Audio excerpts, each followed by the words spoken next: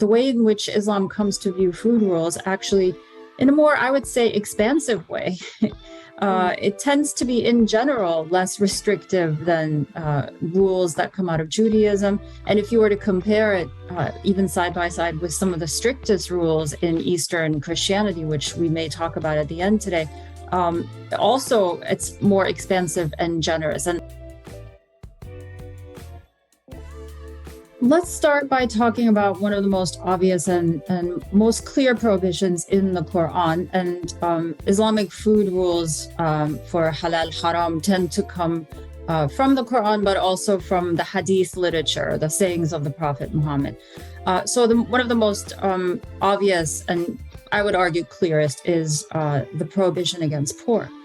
And many people immediately think that's, of course, tied to the earlier monotheistic prohibition in Judaism against pork. And on some level it is. There were Jewish tribes in the Arabian Peninsula in the early days of the rise of Islam. And there was we know there was a familiarity with their tradition. But you can go back further. The prohibition against pork likely existed in different parts of the Near East as well in ancient times. It's unclear, but there are some indications that in ancient Egypt, pork and pig eating was often frowned upon.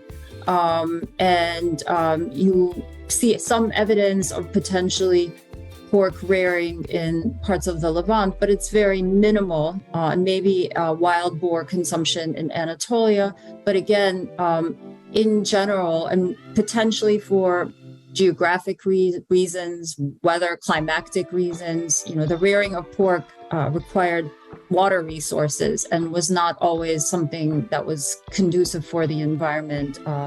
There might be other prohibitions that arise from early Christianity. Actually, there are some early Christian writers and saints who tended to speak very prohibitively against pork consumption and saw the pork as a particularly filthy creature. So yes, they do predate Islam, and there is an awareness of that, and it seems to play a role in how that comes about.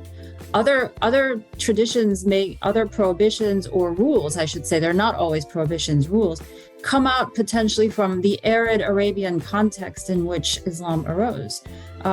Arabia was not so plentiful in food resources. There were very specific and limited amounts of foods available for the Bedouin tribes and you've studied, I think yourself, some of them, the importance of herd animals and dairy products and milk products in that culture. That is one thing that they turn to, but less availability of fresh fruits, for example, and vegetables, or only very specific ones.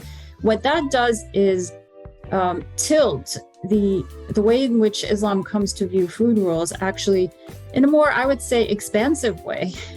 It tends to be, in general, less restrictive than rules that come out of Judaism. And if you were to compare it, even side by side with some of the strictest rules in Eastern Christianity, which we may talk about at the end today, also it's more expansive and generous. And I think it comes from the fact of not wanting to be harsh and restrict the eating habits of peoples already living in an austere environment.